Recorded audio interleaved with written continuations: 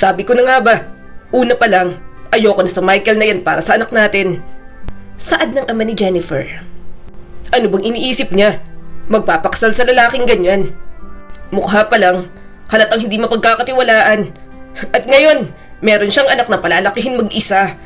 Anong gagawin ni Jennifer ngayon? Pinaglaruan ni Jennifer ang kumot sa kanyang mga daliri. Naririnig niya ang usapan ng kanyang mga magulang. Pagkatapos ng 2 taon, hindi niya inaasahang babalik na naman siya sa bahay ng mga ito. Hindi sigurado si Jennifer kung ilang tao pa ba ang maawa sa kanyang kalagayan.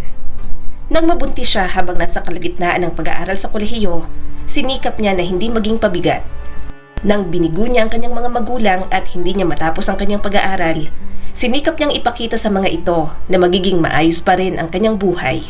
Pero lahat ng iyon, mabilis na gumuho sa harap niya. Malumanay ang boses ng kanyang ina, pero nahihimigan niya pa rin ang pag-aalala. Mabuti na lang hindi natuloy ang kasal nila ng Michael na yon. Si Jennifer ang panganay, pero hindi siya nakatapos ng pag-aaral dahil nga nabuntis agad. Idagdag pang mahinang utak. Sa lahat ng nangyayari ngayon sa Michael na yon, magiging single mom na siya. Siguradong patong-patong ng kaso ng ama ng anak niya at magiging bilanggo na kalaunan. Kaya pala may kaya, dealer pala ng droga. Paano haharapin ni Jennifer to ng mag-isa? Narinig niya ang nadidismayang boses ng kanyang ama. Mahihirapan si Jennifer magpalaki sa anak niya ng mag-isa. Alam nating lahat yun. Parang bawat ginagawa niyang desisyon sa buhay, palaging hindi siya handa. Kung hindi gagabayan, walang mangyayaring maganda. Kagat ni Jennifer ang kanyang labi. Hindi niya na mapigilan ang namumuong luha sa mga mata niya. Gusto niyang sumigaw para sabihin sa mga ito na nagsusumikap naman siyang maging tama ang kanyang mga desisyon. Gusto niyang ipaalala sa mga magulang niya na kahit ang kanyang buhay ay hindi naging tulad ng inaasahan ng mga ito, hindi siya sumuko. Pero ang totoo, wala siyang sagot sa lahat ng problema na mayroon siya ngayon. Wala talaga. Hindi ko na alam ang gagawin ko, sabi ni Jennifer sa kanyang kaibigan. Nakinig lang naman ang best friend niyang si Anna. Sa lahat ng taong malapit kay Jennifer, ito lang ang hinahayaan niyang malaman ang lahat ng kanyang saloobin. Ang totoo, patuloy ni Jennifer at halata ang pagod sa boses. Hindi ko na alam kung saan ako lulugar. Sa tuwing gagawa ko ng mga desisyon, palagi akong talo. Wala akong desisyon. Akala ko kapag pinili kong makasama si Michael magiging okay lahat dahil pananagutan naman ako ng ama ng naging anak ko. Pero ngayon, nasa kulungan ng walang hiya at ang tanging naiwan lang sa akin, mga utang niya at anak naming si Jasper. Pakiramdam ko, isa lang akong pabigat sa mga magulang ko. Naawa sila sa akin ngayon. Hiyang-hiya na ako. Paulit-ulit ko na lang silang binibigo. Lumambot ang ekspresyon ni Anna at umupo sa kanyang tabi. Nagbibigay ginhawa ang presensya ng kaibigan niya. Ngunit hindi sapat para mabura ang pagkadismaya na nararamdaman ni Jennifer sa kanyang sarili. Malumanay na nagsalita si Anna. Alam kong mahal ka ng mga magulang mo.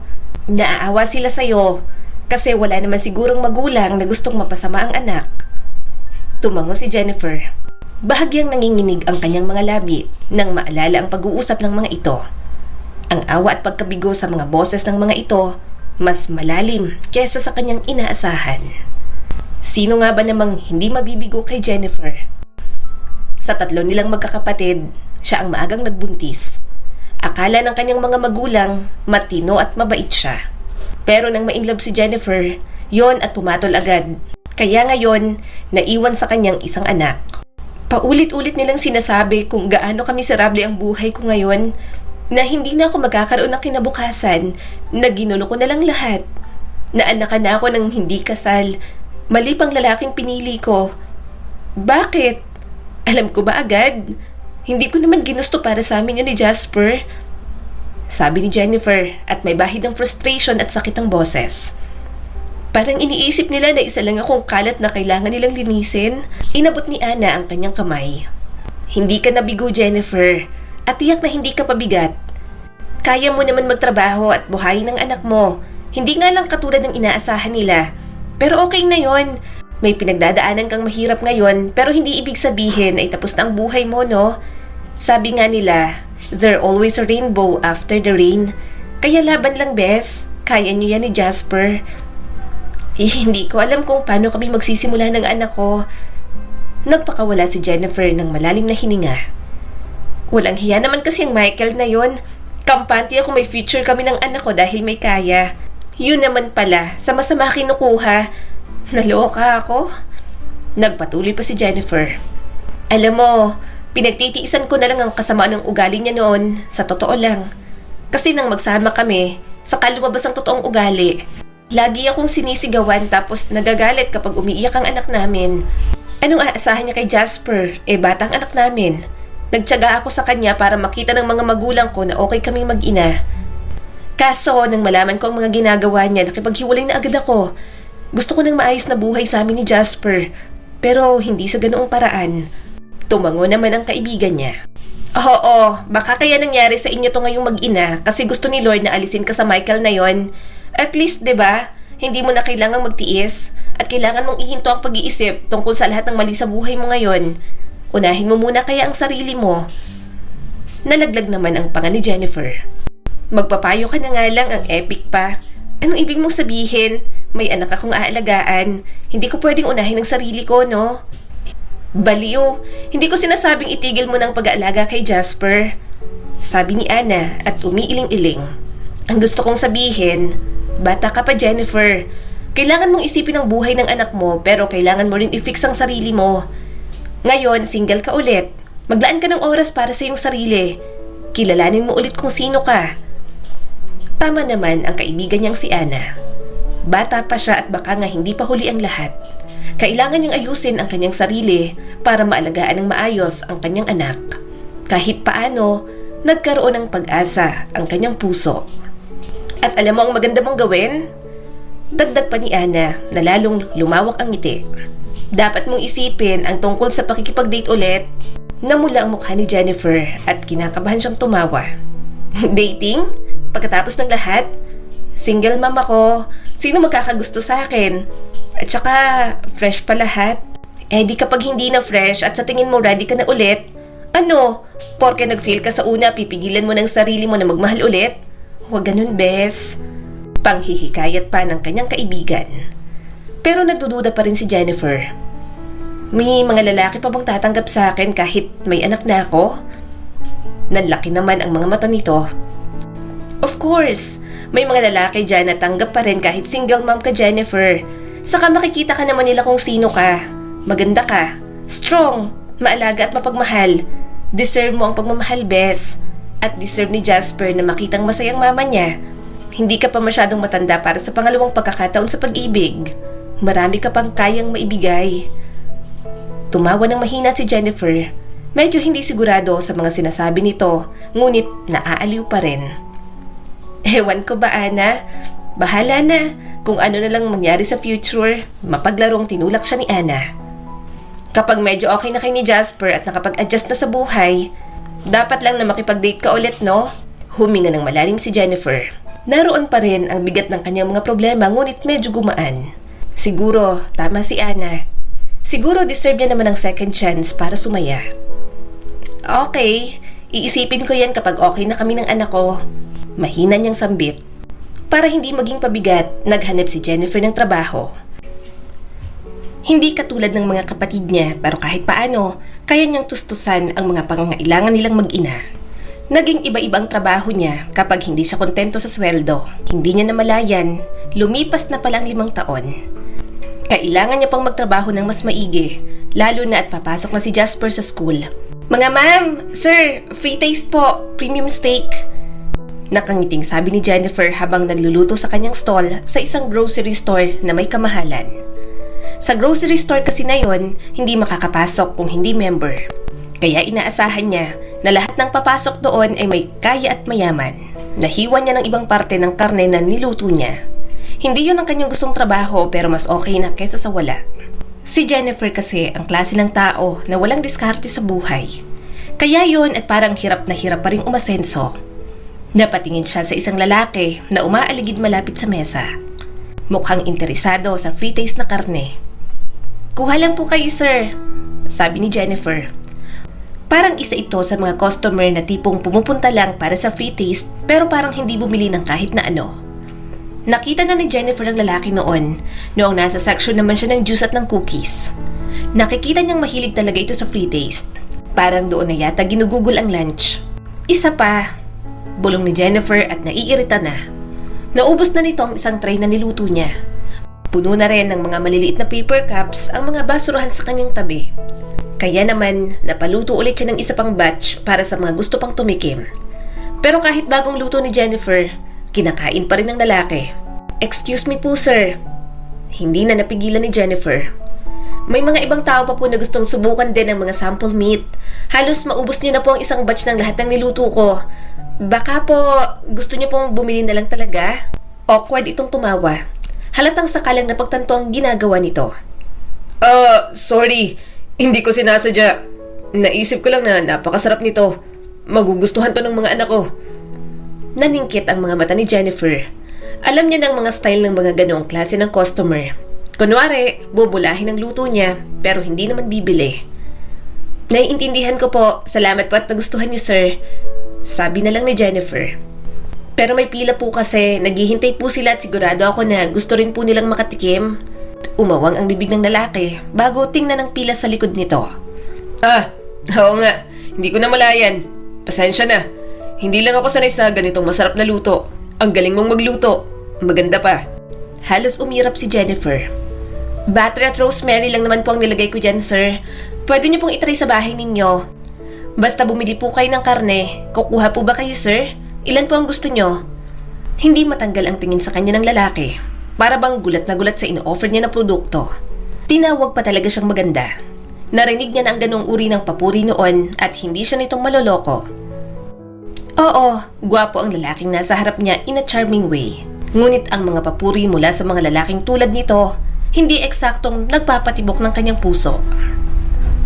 Siguro, dala na rin ng mga trato sa kanya ng mga nakadate niya noon, kaya hindi na madaling mabola si Jennifer.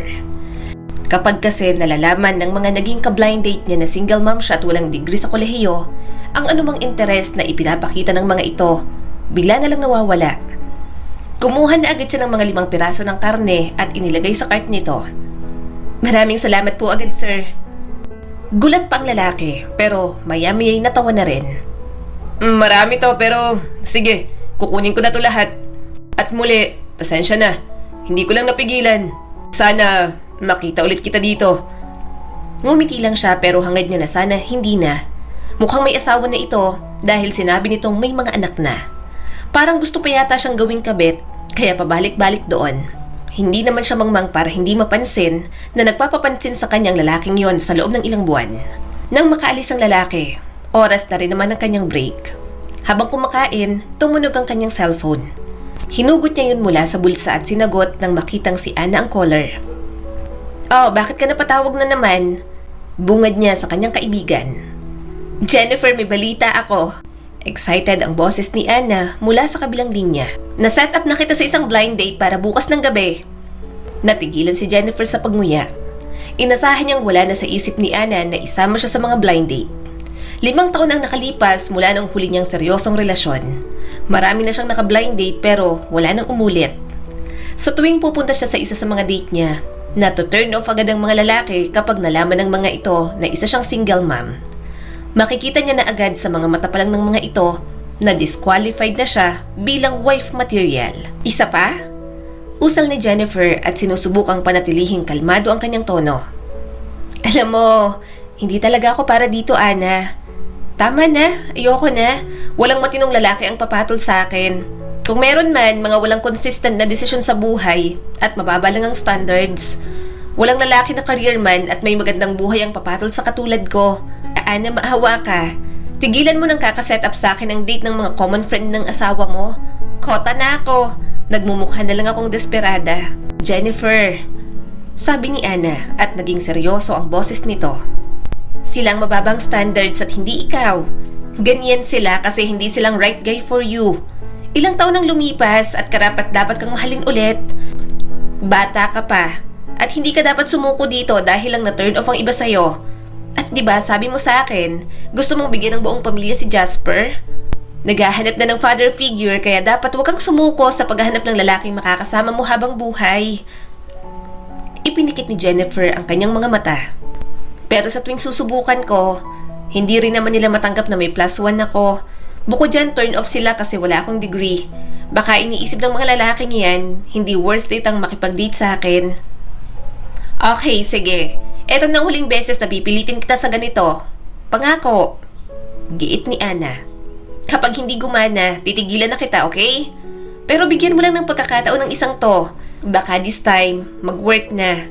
Single dad kasi itong common friend ng asawa ko. Sandali siyang hindi nakapagsalita. Medyo gumaan ang kalooban niya nang marinig niya na single dad ang kanyang makakadate. Pakiramdam niya kailangan niyang subukan. Baka sakaling magkaintindihan sila, lalo na't pareho pa sila ng struggle sa buhay. Napabuntong hininga si Jennifer. Okay, fine, pupunta ako. Pero kapag hindi nag-work, hindi na ako pupunta. Kinabukasan, nakatayo si Jennifer sa harap ng salamin. Nag-a-apply siya ng makeup para naman hindi siya mukhang stress. Mabuti na lang at rest din niya ng araw na yon. Pinili niya ang isang simpleng kulay green na dress at may kaunting takong na sapatos. Saan ka pupunta, anak? Tanong ng kanyang ina. Hindi niya alam kung anong isasagot. Hindi kasi niya pinapaalam sa mga magulang na nakikipag-blind date siya. Ayaw ni Jennifer na isipin na naman ng mga ito na paulit-ulit na naman siyang nabibigo pagdating sa lalaki. Baka maawa ang mga magulang niya na sa dami ng mga nakakadate niya. Maraming nato-turn off dahil ayaw sa pagiging single mom. Kaya na lang po, may gathering po sa kanila kaya bihis na bihis po ako. Tulog na po si Jasper, pakibantay na lang po. Babalik po ako agad. Tiningnan naman siya ng kanyang ama. Sige anak, mag-ingat ka ha. Tumango na lang si Jennifer. Pagdating niya sa restaurant, medyo kinakabahan siya. Pero saglit siyang natigilan nang makita niya ang kanyang date sa entrance. Ito ang lalaki sa grocery store, ang lalaking palaging nagpapapansin at kumakain ng mga free taste na niluluto niya. Ikaw? Anong ginagawa mo rito? Tanong ni Jennifer. Tiningnan nito ang damit na suot niya. Naka-green dress ka. Ikaw si Angelo? Pagkumpirma niya pa. Bakas pa ang gulat sa mukha ni Angelo at hindi makapaniwala. Pero maya-maya'y natawa na rin. Well, na-surprise ako. Hindi ko inaasahan na ikaw ang kadate ko ngayong gabi. First time ko sa mga blind date na ganito. Kasi akala ko wala na akong pag-asa. Well, anyway, pasok na tayo. Napakurap si Jennifer at pilit na itinatago ang gulat. Hindi ba may asawa ka na? Muli itong tumawa at umiling-iling. Wala akong asawa at single dad ako. Nice to meet you, Jennifer. Nag-alinlangan si Jennifer bago makipagkamay. Pinoproseso pa rin niya ang hindi inaasahang twist ng mga kapalaran nila. Akala niya simpleng lalaki lang si Angelo na nagpapapansin sa kanya sa grocery store at gusto siyang gawing kabit. Pero siguro may plano talaga ang tadhana sa kanya na mas hindi niya inaasahan. Siguro alam mo na rin na single mom ako. May isa akong anak. 5 years old at Jasper ang pangalan niya. Sinalubong niya ang mga mata nito. Hinahanap kung katulad ng iba, kung mato-turn off din ba ito. Ayos lang ba sa'yo na makipag-date ka sa single mom? Nginuya muna ni Angelo ang kinakain bago sumagot. Of course, single dad ako.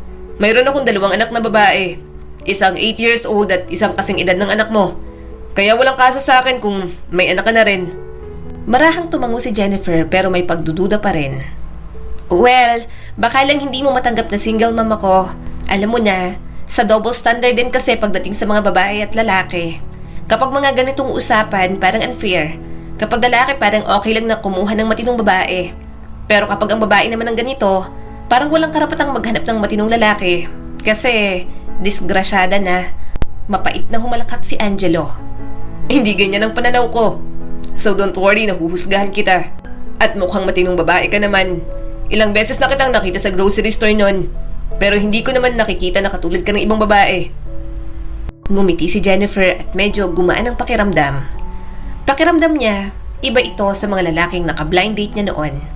Nakahinga siya ng maluwag at inayos ang isang hibla ng buhok sa likod ng kanyang tenga. Salamat. May maliit na ngiti na sabi ni Jennifer. Naisip ko lang, hindi ako makakakuha ng lalaking may magandang background.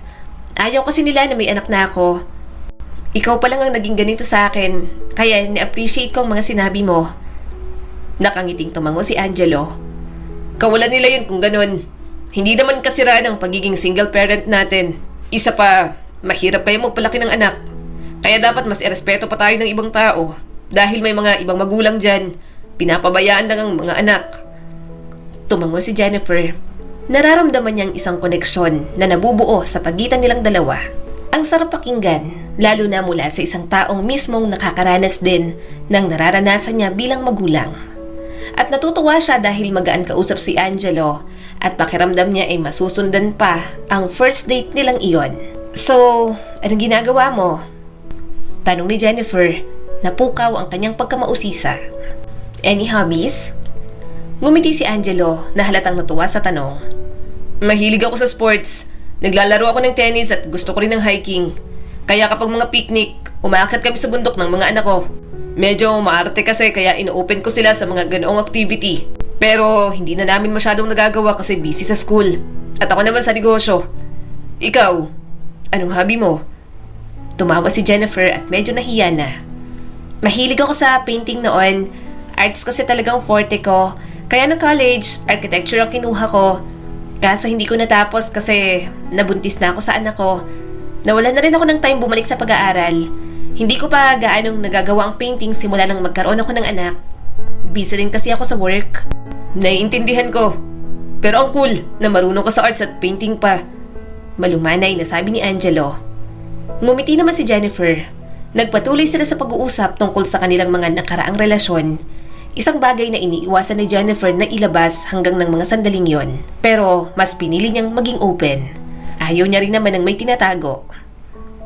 Ang ama ng anak ko, mahina niyang sabib at medyo nag-aalangan pa.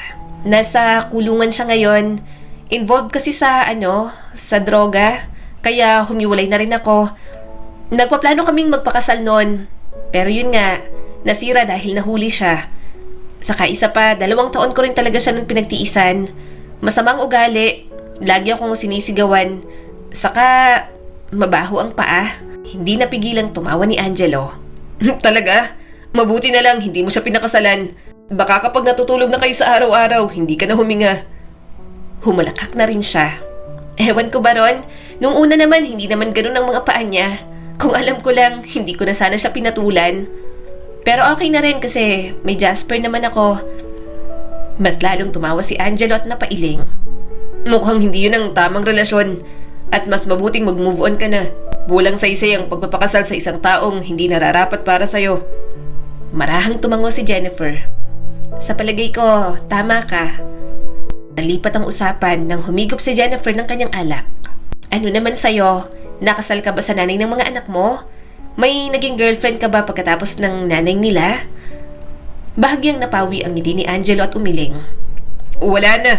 Hindi na ako naghanap ng bagong girlfriend dahil naging mas abala ako sa negosyo sa loob ng 3 taon. Bale, 3 taon na rin akong single father. Nagpatuloy si Angelo. Maliit pa lang ang mga anak namin. Naghiwalay na kami. Katulad mo, muntik na rin kaming magpakasal. Naghahanda na kami noon para sa isang engrandeng kasal. Sinabi ko sa sarili ko na hindi ko siya pakakasalan maliban kung magagawa kong malaki at engrande ang kasal namin. Nagsumikap ako at nag-ipon. Mas pinalago ang negosyo para maibigay kay Marina yon.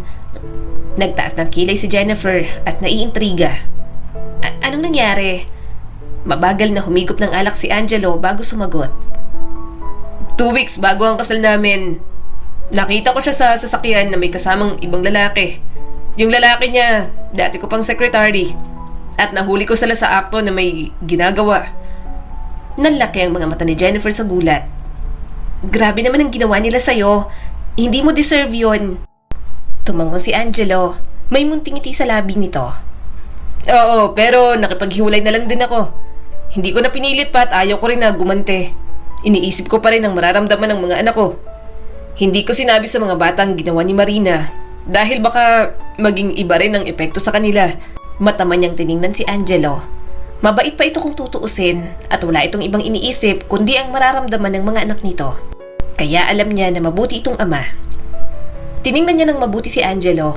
Pero alam mo ba, Jennifer, kahit masakit, natutuwa kong nangyari yon. Mabuti na lang na ipinakita sa akin na hindi tamang pakasalan si Marina at dinala ko dito. Kung hindi niya ginawa yon, hindi ako uupo dito kasama mo ngayong gabi. Marahan siyang tumango. Pwedeng tama ka. Sabi nga nila, everything happens for a reason. Baka kaya pareho tayong hindi ibinigay sa mga inakala nating makakasama natin habang buhay dahil may plano pa para sa ating dalawa. So, ano sa tingin mo? Yun din ang tingin ko, Jennifer. Sabi ni Angelo at bahagyang namungay ang mga mata. Natutuwa kong nandito tayo ngayon. Pareho tayong nagkaroon ng pagkakataon na makilalang isa't isa. Napangiti si Jennifer. Namuo sa dibdib niya ang init ng mga sinasabi nito. Siguro, kaya pinagdaanan nila yun pareho dahil may tadhana na gumagabay sa kanila noon pa man. Pakiramdam ni Jennifer, nabubuhay siya sa isang panaginip. Pagkatapos ng kanilang unang date, patuloy silang nagkikita ni Angelo. At sa tuwing magkikita sila, parang mas lumalakas ang koneksyon sa pagitan nila. Maalalahanin, mabait, maalaga, at palaging may sorpresa sa kanya ng mga regalo, maliit man o malaki si Angelo. Palagi siyang binibigyan ng mga bulaklak, alahas, at pinapadalhan ng mga pagkain. Kahit anak niyang si Jasper, binibigyan din ito ng mga regalo. Kaya ang anak niya, alam niyang napamahal na rin kay Angelo. Para sa kanya, sobra-sobra ang mga natatanggap niya. Hindi naman kasi maluhong klase ng babae si Jennifer. Simpleng regalo at bulaklak lang, masaya na siya. Subalit dahil may masasabi sa buhay si Angelo, talagang nagpapakitang gilas talaga sa kanya. Kahit mga magulang niya, nagugulat na rin sa mga regalo nito. Botong-boto na rin kay Angelo. Hinawakan ng kanyang inang kamay niya. Alam mo, masaya ako na nakakita ka pa ng matinong lalaki. Yun kasi palagi ang pinag-aalala namin ng papa mo sa'yo, na baka mabuhay ka lang ng mag-isa. Kasi ito namang si Jasper kapag lumaki itong apo ko, mag-aasawa na rin. Ikaw, maiiwan ka mag-isa.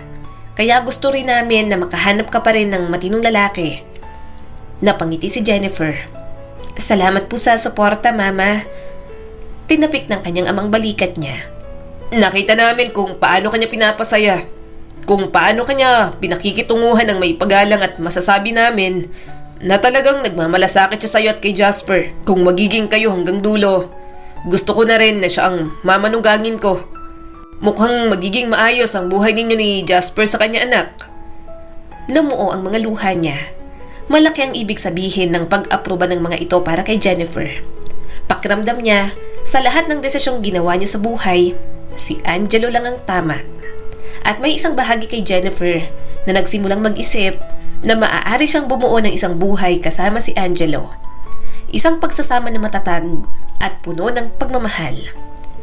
Sa paglipas ng mga buwan, natagpuan ni Jennifer ang kanyang sarili na nagkaroon ng tunay na damdamin para kay Angelo. Kaya sinagot niya na rin naman ito.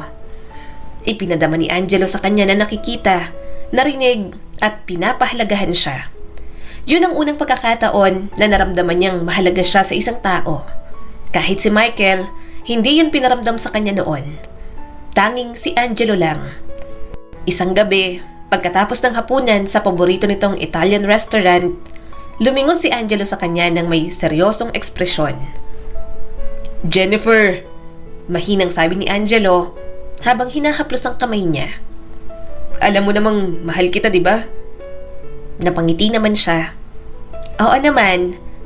Matamang tumingin sa kanya si Angelo. At gusto kong gugulin ang natitirang bahagi ng aking buhay kasama ka. Kayo ng anak mo. Hindi na rin naman tayo mga bata at ayaw ko nang mag-aksaya pa ng oras. Pakakasalan mo ba ako? Bumilis ang tibok ng puso ni Jennifer. Inaasahan niya na naman yon dahil nararamdaman niya nung mga nakaraang araw. Pero hindi niya pa rin talaga napigilang magulat. Mahal din ni Jennifer si Angelo, ngunit ang ideya ng kasal, ang lubos na pagtitiwala ulit ng buhay niya sa isang tao, nagdudulot ng takot para sa kanya. Huminga siya ng malalim at tumingin sa mga mata nito. Kailangan ko muna ng oras para pag-isipan, sabi ni Jennifer at medyo nanginginig pa ang boses. Ilang buwan pa lang ang relasyon natin para kasing ang bilis. Mahal naman kita pero nakakabigla rin kasi. Saka malaking desisyon ang pagpapakasal, kaya gusto ko talagang pag-isipan ng maigi. Gusto kong makasigurado na handa na ako. Lumambot ang mukha ni Angelo at ngumiti sa kanya. Naiintindihan ko, Jennifer. Handa naman akong maghintay. Ayaw rin kitang bigyan ng pressure na magdesisyon agad. Nang gabing yon, habang nakahiga siya sa kama katabi ang kanyang anak, Hindi napigilan ni Jennifer na isipin ang marriage proposal ni Angelo.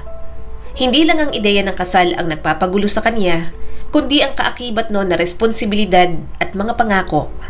Gusto niyang makasigurado na maibibigay niya rin naman kay Angelo ang buhay na nararapat para dito.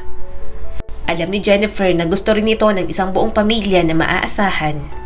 Pakiramdam din niya, napakaraming pagmamahal ang maibibigay niya kay Angelo. Nais niyang makasama ito, subalit may mga pagdududa talaga sa kanya na hindi niya matanggal. Jennifer, saan ang kanyang kaibigan nang tumawag siya rito para humingi ng payo? Bakit ka nagdududa? Malinaw na mahal mo siya. Maganda ang pakikitungo niya sa'yo. Mahal ka niya at tanggap niya si Jasper. Ano pang pumipigil sa'yo? Kinagat ni Jennifer ang kanyang labi at sinusubukang hanapin ang mga tamang salita. Gusto ko siyang pakasalan. Gusto ko naman talaga. Pero natatakot ako. Natatakot ako na hindi ako magiging sapat. O na magulo ako. O na hindi pa ako handa para sa ganitong uri ng commitment. Narinig niya pa ang paghigop ng kape ni Ana. Pero mahal mo siya, di ba? Gusto mong ipagkatiwala sa kanyang buhay mo. Nabigyan din siya ng isang pamilya kasama ng mga anak ninyo. Kaya marami kang doubts kasi ang baba ng tingin mo sa sarili mo. Marami ka nang maibibigay, Jennifer. Kung mahal mo at nakikita mo namang walang problema, go muna yan, bes. Sandaling nag-isip si Jennifer. Tama naman ang mga sinabi sa kanya ni Ana. Oo, gusto niyang bumuo ng buhay kasama ito.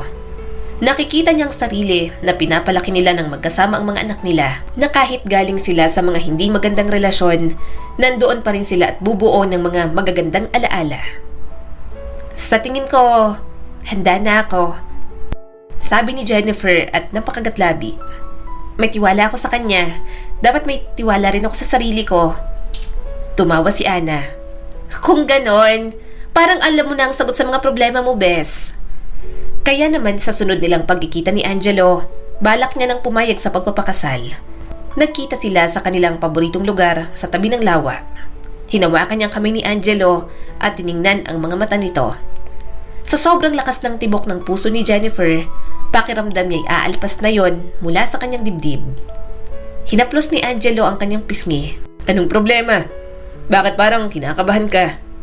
Okay ka lang ba, Jennifer?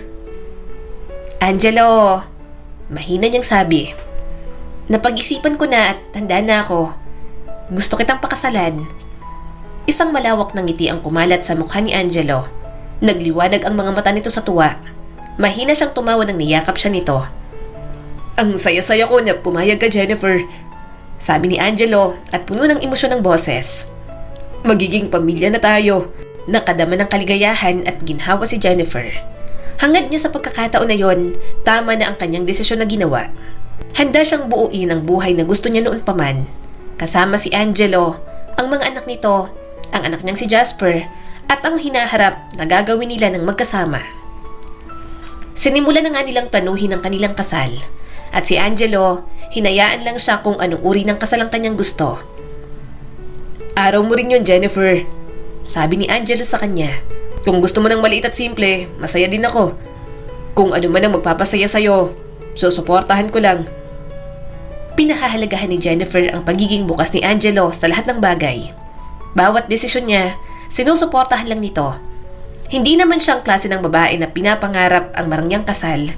Noon pa man ay mas gusto niyang pagiging simple. Isang bagay na makabuluhan at mararamdaman niyang pagmamahal. Parang gusto ko ng simple, sinabi niya kay Angelo. Mas solemn kasi sa akin yon. Maliit na ceremony lang kasama ang malapit na pamilya at mga kaibigan natin. Hindi naman ako maluho. Napangiti si Angelo. Napakasimple ng mga gusto mo. Bagay sa pagkatao mong simple lang din. Simple, solemn, pero puno ng pagmamahal. Gusto ko rin ng ganun, Jennifer. Lumipas ang mga buwan, lalo lang lumakas ang excitement. Pareho nilang inaabangan ang araw ng kasal nila. Walang problema sa pagitan nilang dalawa, subalit sa mga anak nila, mukhang doon pa uusbong ang mga suliranin.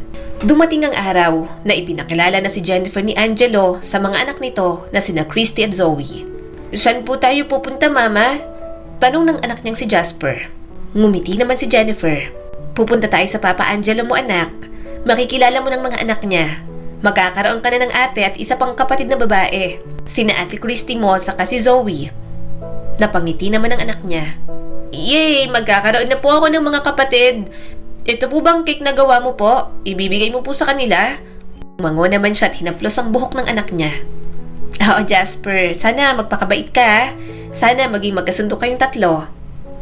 Pagdating nila ng anak niyang si Jasper, umupo sila sa isang mesa. Nakita niya agad si Angelo at ang mga anak nito na nakaupo na. Sinalubong ni Jennifer ng isang matamis na ngiti ang mga ito, ngunit hindi sinagot ng dalawa ang kanyang pagbati. Sa halip, hindi umimik ang bunsong si Zoe at humalukip-kip naman ang panganay na si Christy. Nagsalita si Angelo. Christy, Zoe, batiin niyo si Jennifer. Magiging mama niyo na rin siya. Pinilit ng ngumiti ni Jennifer. Oo nga, pwede niya rin akong tawagin na mama. O kaya kung saan kayo komportable.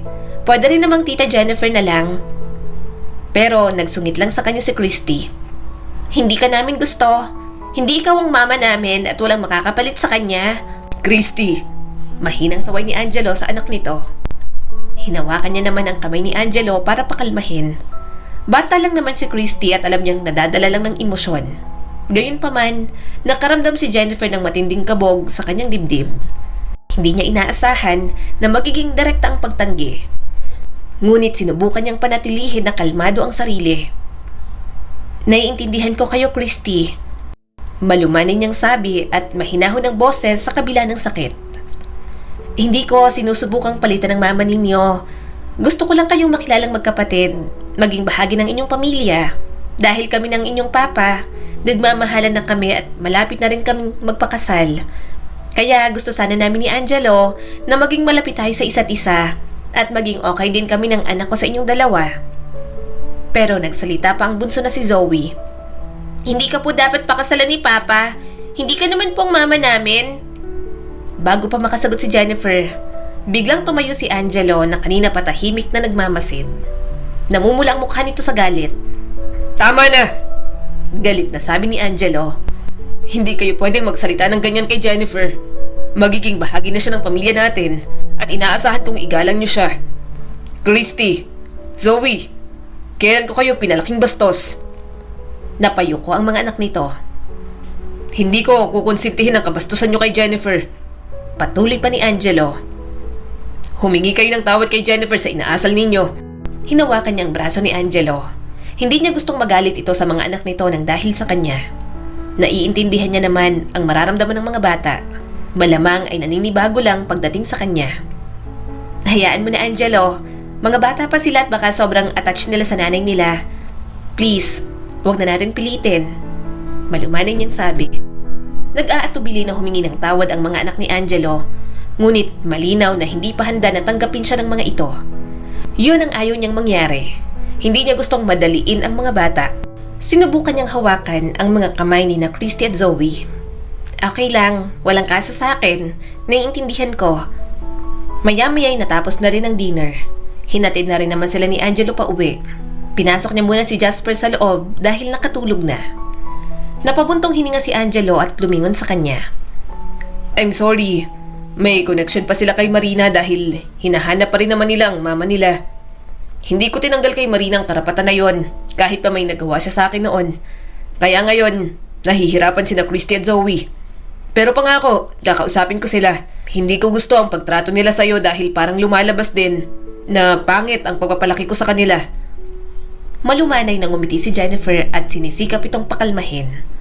Okay lang, Angelo, at hindi madedefine nun ang pagpapalaki mo sa kanila. Naiintindihan ko na emotional lang sina Christy at Zoe. Alam kong mahirap din siguro para sa kanila nang maghiwalay kayo ng nanay nila, lalo na sa panganay mo. Dahil sabi mo nga, nakakausap pa rin nilang mama nila.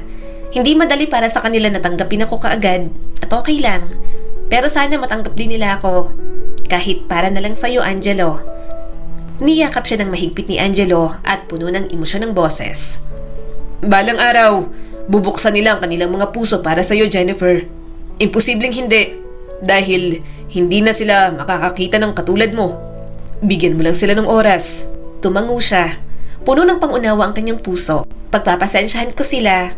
Huwag kang mag-alala. Noong gabing yun, Habang tinatabihan ni Jennifer si Jasper sa kama, halo-halong emosyon ang kanyang naramdaman. Nag-aalala pa rin siya sa pakikitungo ng mga anak ni Angelo sa kanya. "Mama?" Bulong ni Jasper sabay yakap sa kanya. "Ayoko pong malungkot ka.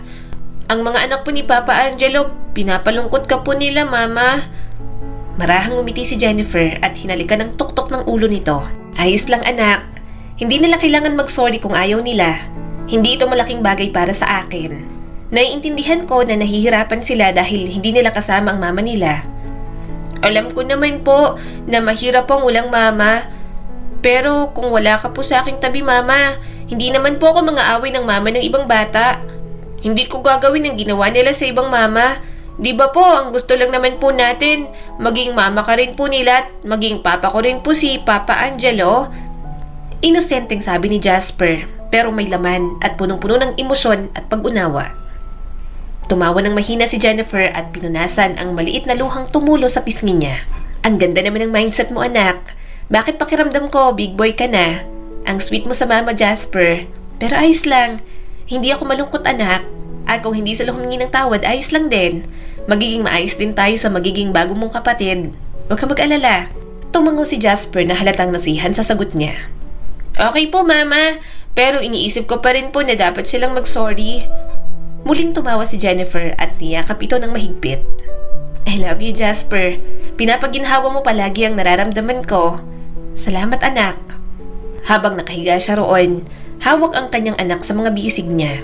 Alam ni Jennifer na mahihirapan siyang kunin ang loob ng mga anak ni Angelo. Pero kasama ang lalaking mapapangasawa niya at sa pagmamahal ni Jasper, handa siyang harapin ang anumang pagsubok na dumating sa kanila. Magkakasama, bubuo sila ng pamilyang nararapat para sa kanilang lahat.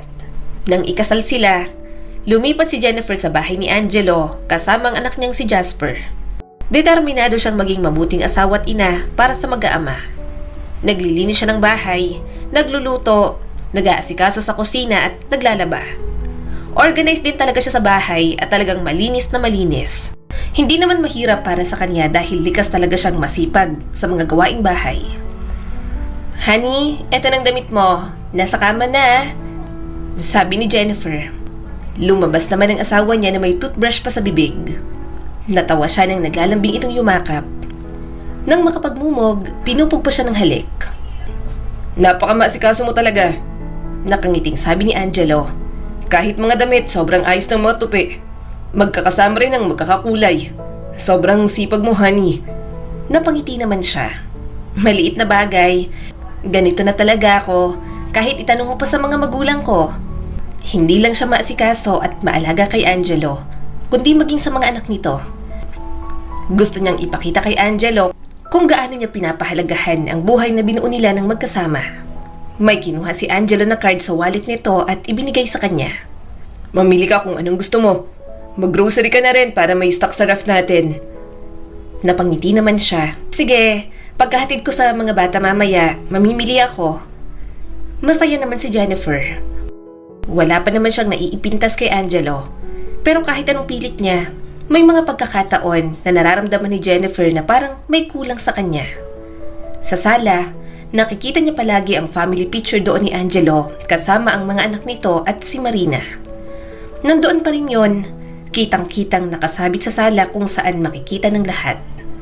Sa tuwing dadaan si Jennifer, may kaunting lungkot na bumabalot sa kanyang dibdib. Hindi siya nagkaroon ng lakas na loob na iparanggal kay Angelo iyon. Pakiramdam kasi ni Jennifer, mga anak nito ang may gustong nandoon lamang iyon. Hindi siya sigurado kung papaano yun sasabihin, kaya hinayaan niya na lang. Isang gabi, hindi na napigilan ni Jennifer. "Angelo, sa tingin mo pwede tayong kumuha ng family picture? Ikaw, ako, ang mga bata at kung pwede sana, ipatanggal na yung malaking family picture nyo kasama si Marina. Para kasing ang awkward tingnan, tapos ako na ang nandito at asawa mo ngayon." Bumuntong hininga si Angelo at may bahid ng kawalan ng katiyakan ng ekspresyon. Pasensya ka na sa picture. Ipapatanggal ko na sana pero ayaw pumayag ni Christy. Nagre-rebelde sa akin at nag-cut pa ng classes. Kaya hindi ko na pinilit." Napakagatlabi si Jennifer. "Kahit siguro family picture na lang natin. Ako, ikaw, si Jasper, saka mga anak mo. At isabit na lang natin dito sa loob ng kwarto natin. Kasama ang wedding picture natin. Ano sa tingin mo, honey? Mataman siyang tiningnan ng kanyang asawa. Sa tingin ko, magandang ideya yan, Jennifer. Pero sa palagay ko, hindi pa sila handa para ron. Baka nakasimangot lang sila o makaramdam ng awkward. Ayoko naman ng ganong family picture. Nung wedding photos nga, mga nakabusangot lang ang mga mukha nila. Sumasama lang ang loob ko. Saka na lang siguro kapag talagang okay na kayo. Tumango si Jennifer at sinubukang itago ang kanyang pagkabigo. Naiintindihan niya, ilang buwan niya nang sinusubukang makipagbanding sa mga anak nito. Pero ayaw talagang buksan ni na Christy at Zoe ang mga sarili pagdating sa kanya. Gaano man karaming pagkain ang lutuin niya para sa mga ito, gaano man karaming damit ang labhan niya, gaano man karaming oras ang ginugol niya sa pagtulong sa assignments, nananatili pa rin malayo ang loob ng dalawa. Minsan parang nararamdaman niya na kasambahay lang ang turing ng mga ito sa kanya. Isang hapon, habang naghahanda siya ng hapunan, narinig niya ang malakas na pagtatalo mula sa sala. Dali-dali siyang lumabas ng kusina at nakita niya ang kanyang anak na si Jasper na nasa sahig. Mukhang tinulak ni Zoe ang anak niya. Sinisigawan ito ni na Christy at Zoe. Anong nangyayari? Tanong ni Jennifer at sinusubukang manatiling kalmado. Masama ang tingin ni Christy sa kanyang anak. Hindi mo pwedeng hiramin ang mga laruan ng kapatid ko. Umalis ka na nga dito. Umalis kayo ng mama mo. Napasinghap si Jennifer. Hindi na makapagsalita sa mga natatanggap na salita. Gusto ko lang naman hiramin saglit. Sagot ni Jasper na naiiyak na. Napabuntong hininga si Jennifer. Zoe, gusto lang naman hiramin ni Jasper ang mga laruan ninyo. Hindi niya naman kukunin. Saka gusto niyang makipagbanding sa inyo. Inirapan siya ni Christy.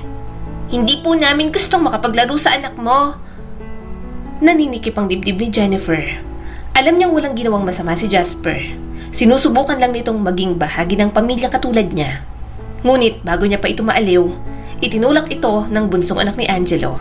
Muntik na namang bumagsak si Jasper. Parang tumigil sandali ang oras. Nadama ni Jennifer ang isang unos ng emosyon, galit, kalungkutan, pagkadismay at guilt.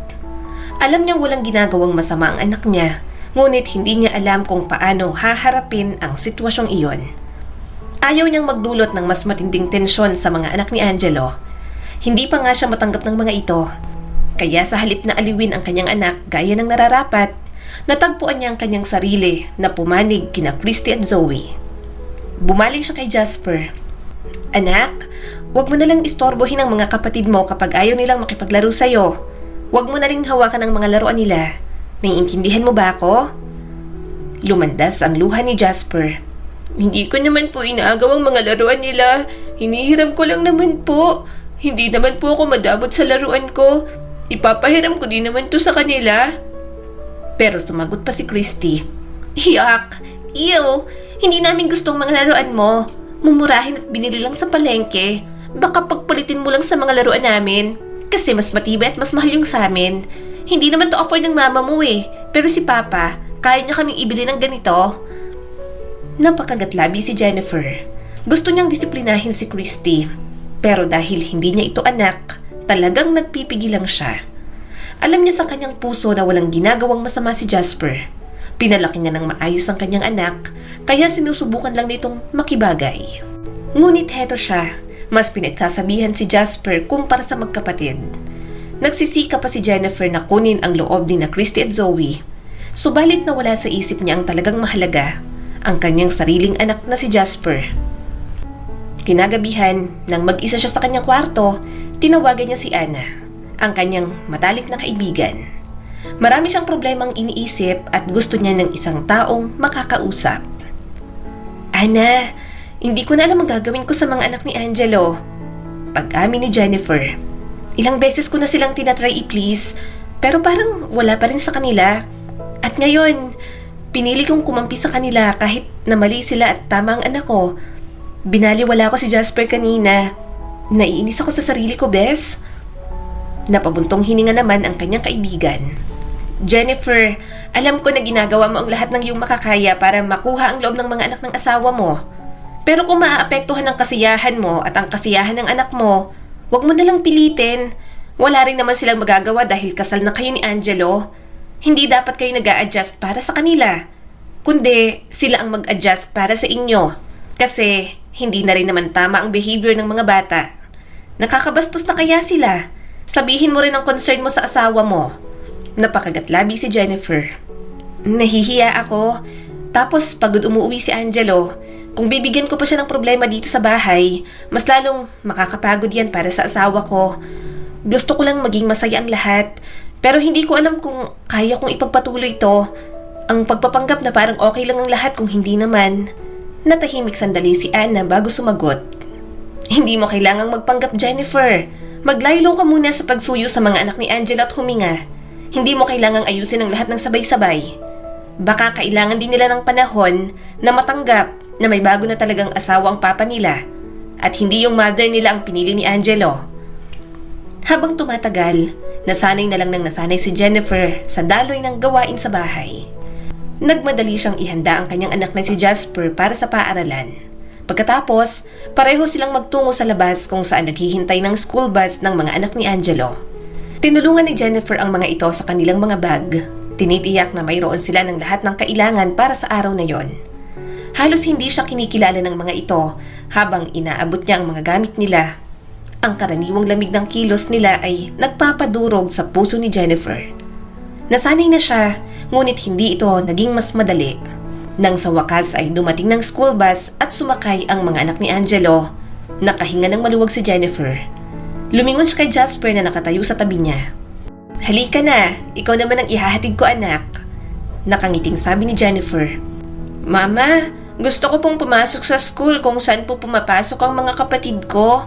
Mahina nitong sambit. Natigilan si Jennifer. Ang puso niya ay nananakit para sa anak niya. Hindi niya pa na-open up yun kay Angelo. Nahihiya pa rin naman siya na bigyan ng anak niya ng katulad ng mga binibigay nito sa mga anak nito. Pakiramdam ni Jennifer, kahit mag-asawa na sila, magkahiwalay pa rin ang mga responsibilidad nila pagdating sa mga anak. Hindi ko kasi afford, anak, ang school ng mga kapatid mo," mahinang sabi ni Jennifer. "Pero okay din naman sa school mo, Jasper. Saka nandun din naman ang mga friends mo, di ba?" Bumagsak ang mukha ni Jasper ngunit hindi ito nakipagtalo. "Okay po. Gusto ko rin naman po kasing sumakay sa school bus kasi po sa school ko wala pong sumusundo na school bus. Saka para hindi na rin po kayo mahirapan sa paghatid sundo po sa akin." Hinaplos niya ang buhok ni Jasper. Hindi mahihirapan ng mama, anak. Kahit hanggang college pa kita ihatid, hindi ako magsasawa. Halika na, Jasper. Palaging ang anak niyang si Jasper ang umiintindi. Itinuring na parang mga prinsesa sa bahay ang mga anak ni Angelo habang ang sarili niyang anak naiiwan lang sa isang tabi. Hindi naman siya makaungot dahil hindi niya bahay iyon. Bukod doon, natatakot siya na sa kanya magmula na gusto niya rin ipasok si Jasper sa school ni na Christy at Zoe. Hindi rin kasi biro ang tuition fee sa school ng mga ito. Hindi lang yon ang nadadama ni Jennifer. Palaging unfair para sa kanyang anak. Kung naaalala man, siya lang at si Angelo palagi. Pero pagdating kay Angelo, nakukulangan pa rin siya. Isang araw, dumating ang auntie ni na Christy at Zoe. May mga dala itong pasalubong at dahil hindi naman pamangkin si Jasper, wala itong pasalubong. Parang walang pakialam si Angelo. Pero si Jennifer na bilang ina, ramdam na ramdam ang inggit sa mga mata ng kanyang anak. Kaya ng araw na yon, dinala niya ito sa mga kapatid niya. "Wow! Thank you po, tito! Thanks po, tita! Marami pong salamat sa chocolates at mga laruan!" Nakangiting sabi ni Jasper. Napangiti naman si Jennifer. Mabait ang kanyang mga kapatid. Mga wala pang anak, kaya talagang na kay Jasper pa rin ang atensyon. Mas okay ng ganoon kaysa mainggit ito sa dalawang anak ni Angelo. "I-open mo na rin kasi sa asawa mo," sabi ni Anna sa kanya nang minsang naisipan nilang magkape sa labas. "Walang initiative ang asawa mo, kaya ikaw na. Itanong mo, isa pa mag-asawa na kayo. Binigay niya nga sa'yo ang card niya. Wala naman siyang say, di ba?" "Binigay niya yon kasi alam niyang hindi naman ako magastos. At tanging para sa mga bata lang naman ang binibili ko." Napabuntong hininga si Jennifer. Nahihiya akong i-open sa kanya about sa school ni Jasper dahil hindi niya naman anak si Jasper. Hindi nga dala ng anak ko ang apelyido niya. Ayokong sa akin manggaling at parang tunog demanding pa. Mataman siyang tiningnan ni Ana. Pero kung bumabagabag pa rin sa'yo, mas mabuting mapag-usapan niyo pa rin ni Angelo. Communication is the key para maging harmonious at magtagal ang pagsasama ninyo. Kaya i-open mo na talaga. Kasi yung asawa mo, yung mga problemang ganyan, hindi niya na napapansin kasi nga busy siya sa trabaho. May punto rin naman si Ana. Baka nga kailangan niya lang talagang i-open sa kanyang asawa ang tungkol doon. Pero bago niya sabihin yon, talagang nilinis niya ng maigi ang kwarto nila. Pinakintab niya rin lahat ng mga sapatos nito. Minasahe niya rin ang katawan ni Angelo nang makauwi. Gusto niya kasing sabihin yon na good mood ang kanyang asawa. Natatakot si Jennifer na kapag nabuksan niya ang topic, uminit pa ang ulo ni Angelo. Gumaan ang pakiramdam ko, honey. Salamat sa masahe. Sabi ni Angelo at humiga na sa kama. Higa ka na rin dito. Matulog na tayo. Napangiti naman si Jennifer. Nang makasettle na, binuksan niya ng topic sa asawa niya. Honey. Bakit? Napakagatlabi si Jennifer. Naisip ko lang kasi na bakit hindi rin ipasok si Jasper sa school ni na Christy at Zoe para hindi na rin ako mahirapan maghatid. Pero kung hindi kaya, okay lang din naman. Alam kong sobrang mahal ng tuition fee ng mga anak mo sa school nila. Kung dadagdag pa si Jasper, baka mapamahal. Umiling si Angelo. Wala namang problema sa akin ang gastos. Oo naman. Pero ikaw nang mag-asikaso Alam mo namang busy ako sa trabaho. Tumango agad siya at hindi matanggal ang ngiti sa mga labi. Oo, ako nang mag-aasikaso. Salamat ha. Huwag kang mag-alala. Hindi sasayangin ni Jasper ang tuition fee doon. Matalino naman ang anak ko. Anak natin. Pagtatama ni Angelo. Naisip ko, ampunin ko na lang kaya si Jasper. Para pare-pareho ng mga apelyido ang mga bata. Ano sa tingin mo? Pumayag agad si Jennifer. Oo, gusto ko rin yon. Para kapag may nagtatanong sa mga bata, walang confusion sa mga apelyido nila kapag sinabi nilang magkakapatid sila.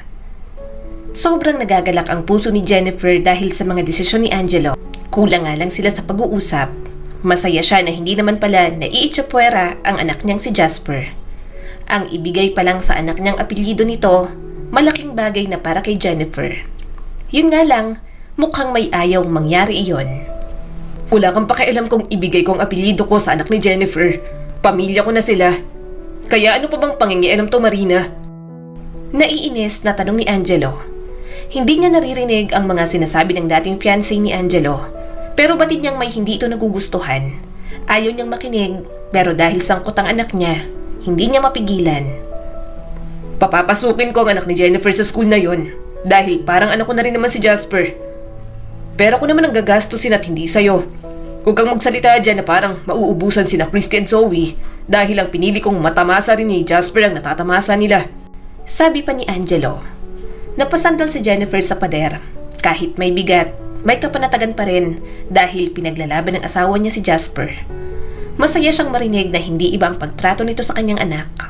Yun nga lang, stress pa rin siya sa mga sinasabi ni Marina. Kung pwede nga lang na wala na ito sa mga buhay nila. Pero hindi naman pwede. Hindi siya nagsiselos, pero bahagyang may inis. Hindi lang inaamin ni Jennifer sa asawa dahil alam niya rin naman na para lang sa mga bata kaya may komunikasyon pa rin ito kay Marina. Ayaw niyang makagulo sa pagiging magulang ng dalawa kina Christy at Zoe.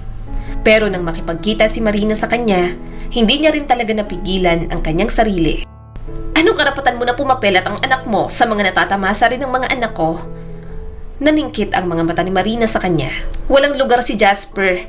Anak mo lang siya. Hindi laman at dugo ni Angelo. Kung hindi pa sinabi sa akin ang mga anak ko, hindi ko pa malalaman. Nanatiling kalmado ang ekspresyon ni Jennifer. Hindi nababahala sa kamandag ng mga salita ni Marina. Hindi ko makita kung bakit hindi pwede kapag anak ko ang pinag-uusapan.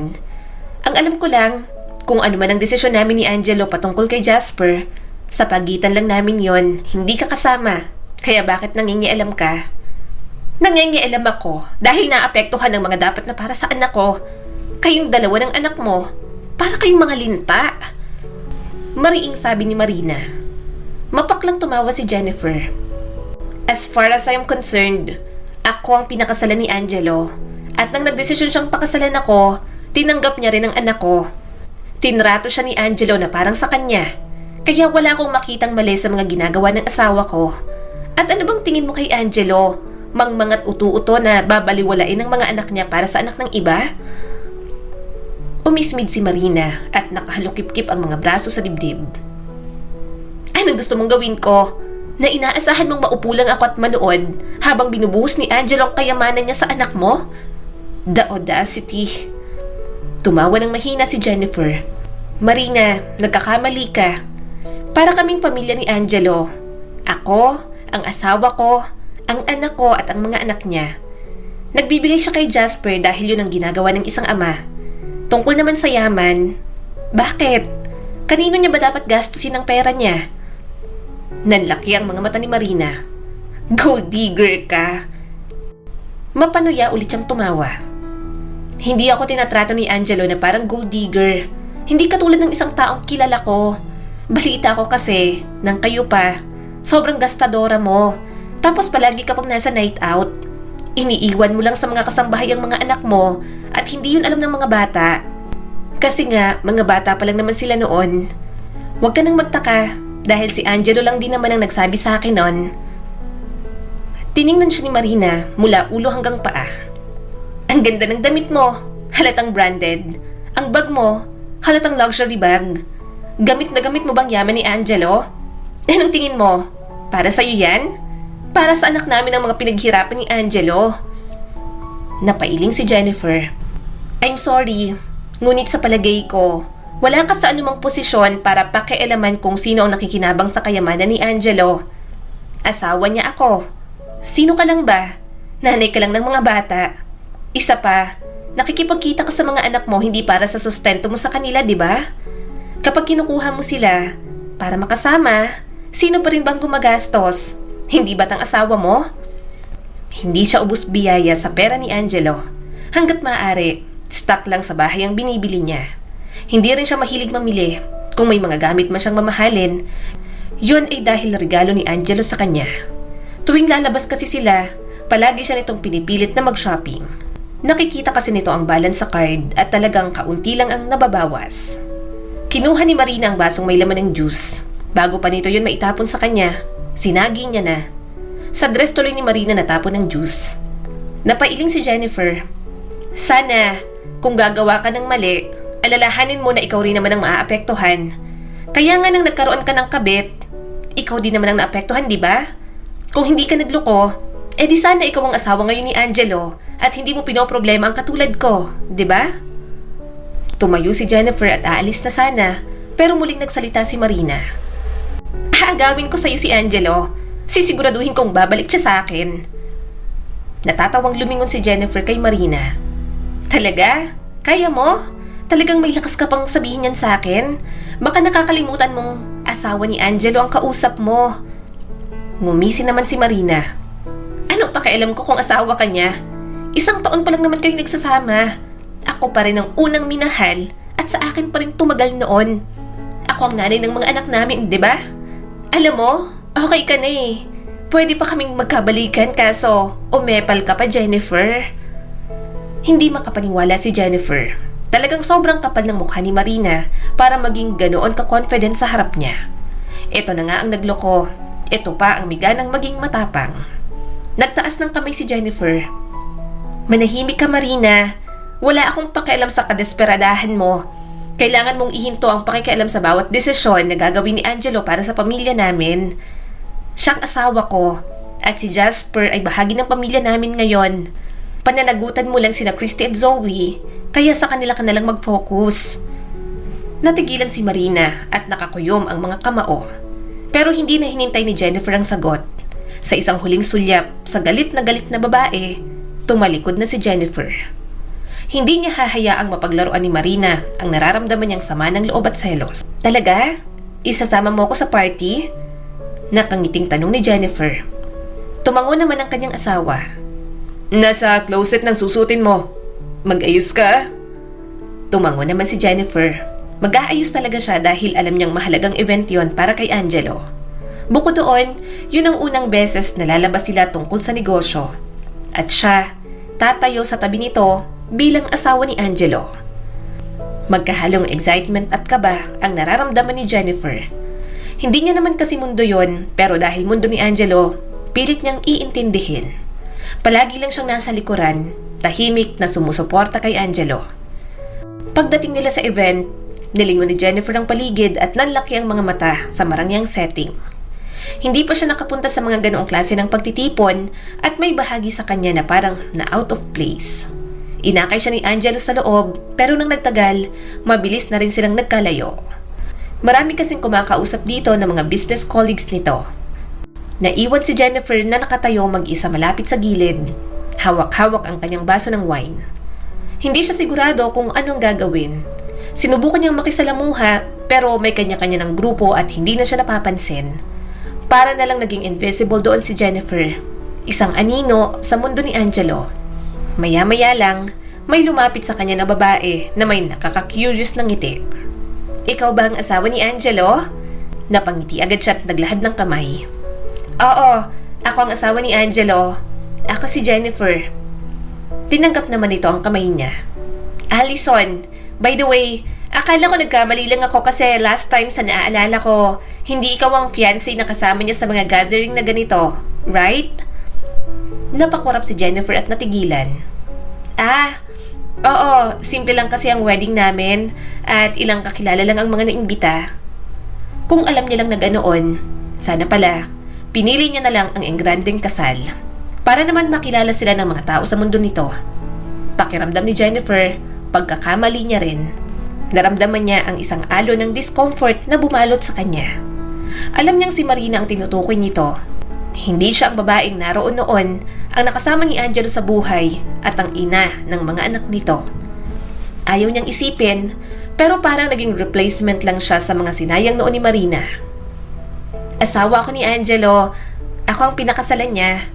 Sagot ni Jennifer at parang pinapaalala niya rin sa kanyang sarili. Excuse me, washroom lang. Mahinang sabi ni Jennifer dahil naiilang siya sa usapan.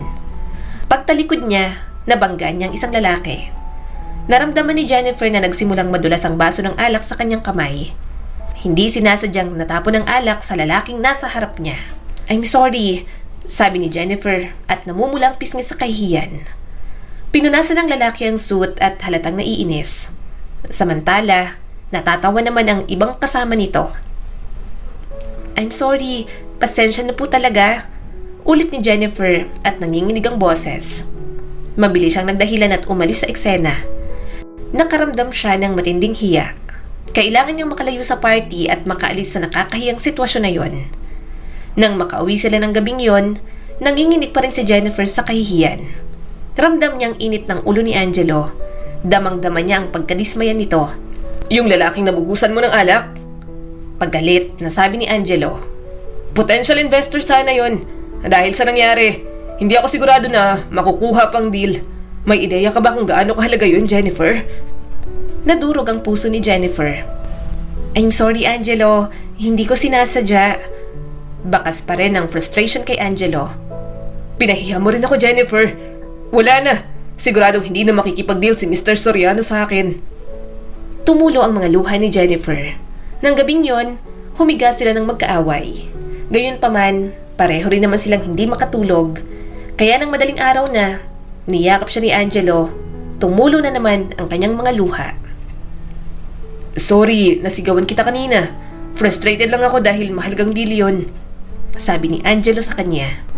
Tumango na lang si Jennifer. Ayaw niya munang magsalita. Hindi lang naman kasi yun ang iniiyak niya. Umiiyak siya dahil kahit siya naman ang pinakasalan, parang nakasunod lang siya sa anino ni Marina. Ang nare-recognize ng mga tao sa paligid ni Angelo, si Marina at hindi naman siya. Mas lalo siyang niyakap ni Angelo. Honey, sorry na. Galit ka pa rin ba? Sorry na. Please, hindi ako makatulog nang magkaaway tayo.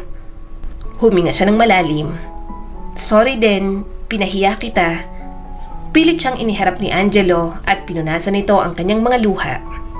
Huwag mo nang isipin yon. I'm sorry. Bukas, mamamasyal tayo ng mga bata. Tahan na, babawi ako sa'yo. I'm sorry talaga. Tumango na lang si Jennifer. Kahit paano, napanatag siya. Hindi naman talaga maiiwasan sa mag-asawa ang mag-away. Mabuti na lang talaga, marunong din magpakumbaba si Angelo. Katulad ng pangako ng kanyang asawa, namasyal na nga sila. Dinala rin nila sa mall ang mga bata. Sige na mga anak, pwede kayong kumuha ng mga laruan na gusto nyo.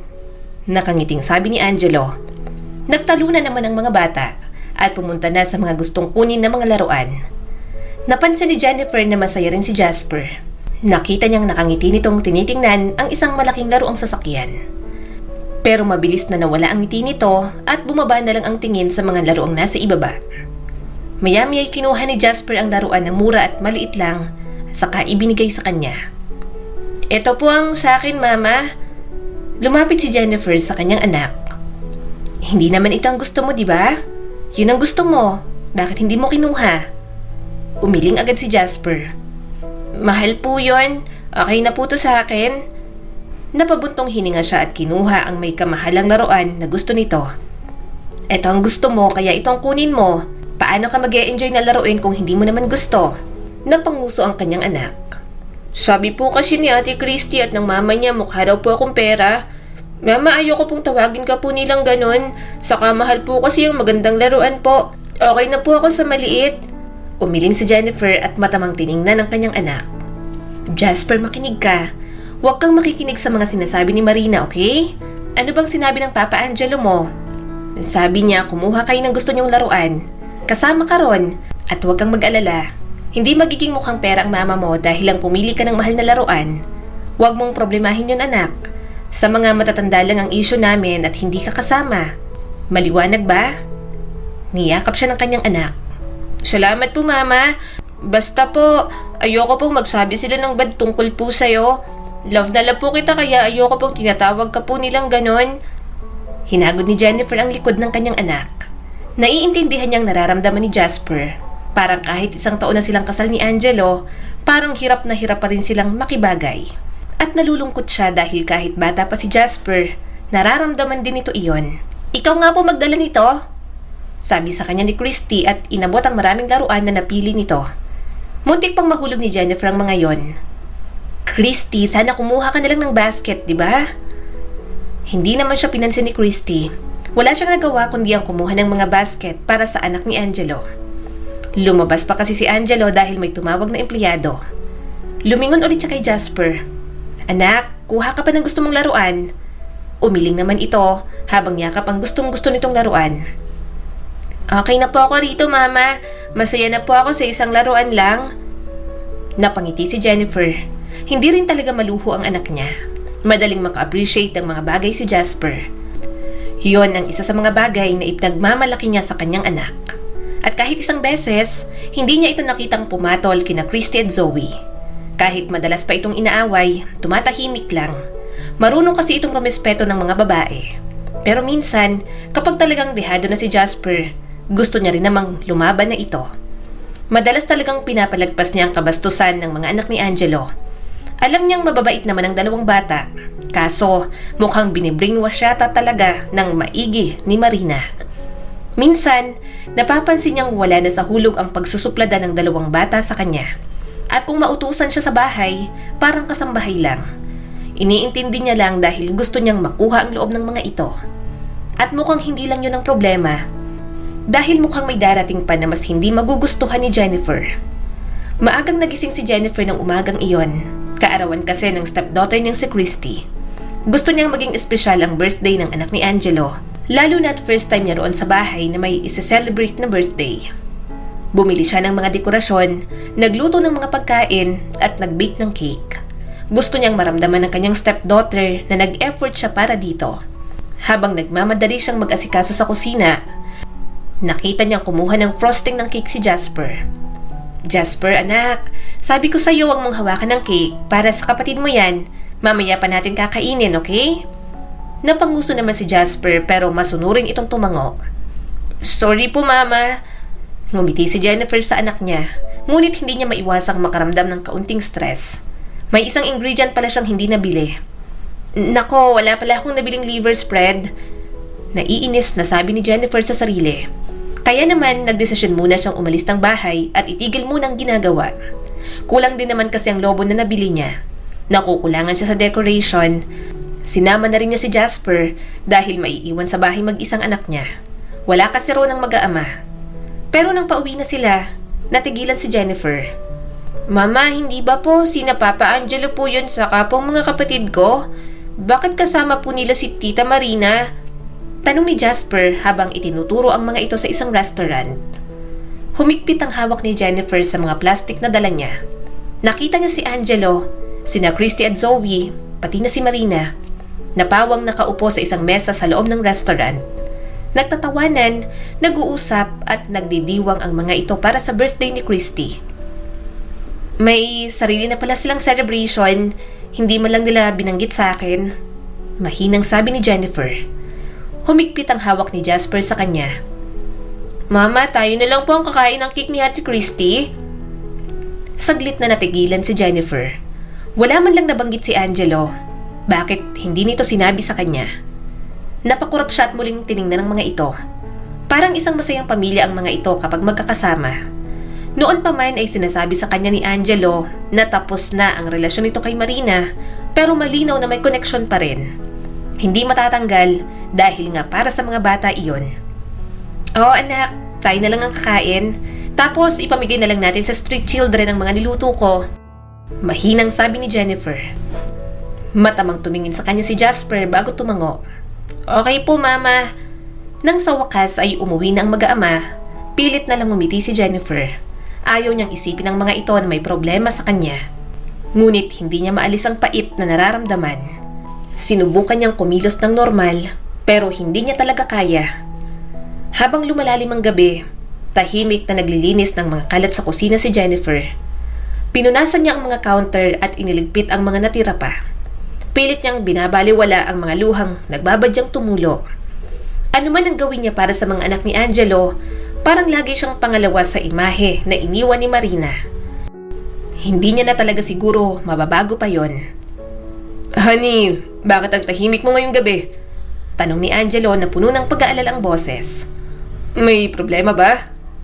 Tumingin si Jennifer sa asawa niya at puno ng hinanakit ang mga mata. Hindi, okay lang ang lahat, Angelo. Bakit hindi mo sinabi sa akin ang tungkol doon? Natigilan si Angelo at mukhang guilty. Hindi ko akalain na magiging big deal to. Akala ko magagalit ka at ayoko nun. Gusto ng aking anak na naroon ang kanyang ina at hindi ko naman gusto na biguin siya. Napuno ng luha ang mga mata ni Jennifer habang nagsasalita siya. Pero sana binanggit mo lang, di ba? Kung hindi ko pa kayo nakita, hindi ko pa malalaman. Umaasa lang pala ako sa wala. Alam mo ba, nagsumikap ako ng husto para gawing espesyal ang araw na to para sa anak mo. Para maging bahagi ng pamilya na to. Pero wala. Kasi nakita ko kayong lahat na magkakasama, na nagdiriwang na para isa kayong malaking masayang pamilya. Hindi mo man lang naisip ang mararamdaman ko. Baka nakakalimutan mo, Angelo. Ako ang asawa mo at hindi ang nanay ng mga anak mo. Lumapit si Angelo sa kanya. Jennifer, I'm sorry. Hindi ko sinasadyang saktan ka. Gusto ko lang mapasaya ang mga anak ko. Hindi ko akalain na ganito ang mararamdaman mo. Ngunit umatras si Jennifer at umiiling-iling. Hindi lang to tungkol sa ngayon, Angelo. Ito ay tungkol sa lahat. Palagi akong pangalawa sa mga anak mo, sa mga taong nakapaligid sa'yo. Hindi ko na kayang magpanggap na ayos lang ang lahat. Kapag pakiramdam ko na para mapasaya ang mga anak mo, kailangan mo akong baliwalain. Ang malala pa, palagi na lang kasama si Marina sa mga pinipili mo. Sinubukan siyang hawakan ni Angelo. Hindi totoo yan. Hindi ko pinipili si Marina. Yun lang talagang hiling ngayon ni Christy sa birthday niya. Kaya hindi ako makatanggi. Isa pa, naghanda ka. Nasaan? Bakit hindi mo sinabi sa akin? Bakit? Ano pa bang sense? Kahit maghanda ako para sa mga anak mo, hindi pa rin nila ma-appreciate yon. Mas gusto pa rin nila kay Marina. At kahit pa ulit-ulit ako nasasaktan, iintindihin ko pa rin yon. Sabi ni Jennifer. Namungay ang mga mata ni Angelo. Han! Umiwas siya ng tingin. Kailangan ko ng space ngayong gabi. Sa kwarto muna ni Jasper ako matutulog. Nagulat si Angelo at puno ng pagsisisi ang mukha nito. Jennifer, dito ka na matulog. Pag-usapan natin to. Hindi ko sinasadya na maging ganito. Umiling lang siya at naglakad papunta sa kwarto ni Jasper. Habang isinasara niya ang pinto, hinayaan niyang bumagsak ang kanyang mga luha. Nakikipagbati pa rin naman siya. Pero hihinga muna siya sa lahat ng insecurities na kanyang nararamdaman mula nang maging asawa niya si Angelo. Hanggang dumating ang araw na talagang masasagad na lang talaga si Jennifer. Ano? Anong nawawala? Gulat na tanong ni Jennifer kay Christy nang tumawag ito sa kanya. Nasaan kayo? Hindi ba't kasama niyo si Marina? Umiiyak at natataranta si Christy. Tita Jennifer, busy po kasi siya sa pagsha-shopping kasi binigyan po siya ni Papa ng card. Nasa mall po kami. Nagtitingin po kami ng mga damit tapos paglingon ko po, nawawala na po si Zoe. Ikaw po ang tinawagan ko kasi hindi ko po makontak si Papa. Natatakot po ako. Hinahanap niyo na ba? Natataranta niyang tanong. Magtanong kayo dyan sa mga tao sa loob ng mall. Sa guards. Pupunta na ako dyan. Anong ginagawa ng mama mo? Mas lalong umiyak si Christy. Nasa loob po siya ng casino, Tita Jennifer. Hindi po ako makapasok. Iniwan niya po kami kanina sa department store. Akala ko po nagtitingin pa siya ng damit. Paglingon ko po wala na po siya. Hindi ko po alam ang gagawin. Sinagot niya po ang tawag ko pero sinisigawan niya po ako at sabi niya, hanapin ko pong mag-isang kapatid ko. Tita, kumunot ang noo niya. Siya ang dapat nagbabantay sa inyo. Huwag na huwag kang aalis dyan. Pupuntahan kita. Nagmamadaling umalis ng bahay si Jennifer. Iniwan niya muna sa mga magulang niya si Jasper. Sinubukan niyang tawagan si Angelo pero alam niyang imposible. Kaaalis lang nito para sa business trip sa ibang bansa. Kaya nag-iwan na lang siya ng message. Nang makarating sa mall, tumakbo siya ng mabilis. Mabuti na lang at sneakers ang suot niya. Nang makita niya si Christy, mabilis niya itong niyakap. Tita! Umiiyak na sabi ni Christy. Nawawala po si Zoe. Mahigpit niyang hinawakan ang kamay nito. Magkasama nilang hinanap si Zoe. Nagtanong na sila sa mga guards roon. High-end ang mall kaya maayos din ang security. Kaya kampante siyang hindi nakakalabas ng mall si Zoe. Maya-maya'y bigla na lang may nag-announce. Nakita ng mga ito si Zoe. Nang makita niya ang bata, mabilis niya itong niyakap at binuhat. Umiiyak din ito katulad ni Christy. Kung alam niya lang na mangyayari yon, sana sa kanya na lang iniwan ang mga bata. Kapag may business trip kasi si Angelo, palaging naiiwan sina Christy at Zoe kay Marina. Yun palagi ang setup ng mga ito para sa mga bata na hindi niya naman pinapakialaman. Nang mapakalman niya na ang dalawa, pinakain niya rin ang mga ito. Napabuntong hininga na lang siya nang makitang gutom na gutom ang dalawa. Anong oras na pero mukhang hindi pa nakakakain ang mga anak ni Angelo. Hindi niya na pinaalam kay Marina. Inuwi niya na ang dalawang batang napagod lang sa piling ng tunay na ina. Bago matulog, niyakap siya ni Christy. Salamat po, Tita Jennifer. Umiiyak ulit na sabi nito. Sorry po sa lahat ng ginagawa namin ni Zoe. Sabi po kasi ni Mama na bad ka po at si Jasper. Naaagawin niya po sa amin si Papa. Kaya ayaw po namin sa inyo ni Zoe. Hinaplos niya ang buhok nito. Ayos lang, naiintindihan ko. Basta simula ngayon maging behave na kayo. Masama rin na gano'n ang pagtrato niyo sa ibang tao. Hindi magandang tingnan. Tumango naman si Christy at pinunasan ng mga luha. Pwede ka po ba namin tawaging mommy? Napangiti agad si Jennifer. Oo naman, pwedeng-pwede. Mga anak kayo ni Angelo kaya para sa akin, mga anak ko na rin kayo. Pagkatapos ng araw na yon, gumaan ang kalooban ni Jennifer. Alam niyang yun ang magiging simula ng pagbubukas ng mga anak ni Angelo sa kanya. Hoy! Jennifer, nasaan ang mga anak ko? Bulalas ni Marina, 2 araw pagkatapos ng insidente ng pagkawala ni Zoe. Napailing si Jennifer. 2 araw nang lumipas? Ngayon mo lang tinatanong? Bakit? Hinahanap mo ng asawa ko sa poder mo? Oo, at sinabi kong kinuha mo sila. Pinipilit mo ang mga anak ko. Sabi pa ni Marina. Lumabas si Christy at puno ng hinanakit na nagsalita. Masama ka po, Mama. Dati pa palagi mo po kami pinapabayaan ni Zoe. Takot na takot po ako pero sinisigawan mo lang po ako. Biglang naging maamo ang mukha ni Marina. Sorry na. Mainit lang ang ulo ko nun. Napabuntong hininga si Jennifer. Christy, anak, dun muna kayo sa garden. Maglaro muna kayo ng mga kapatid mo doon. Mag-uusap lang kami. Tumango naman si Christy at inakay sina Jasper at Zoe palabas. Nang maiwan sila ni Marina, malakas niya itong sinampal. Gusto nitong makabawi pero sinampal niya pa ulit sa kabila.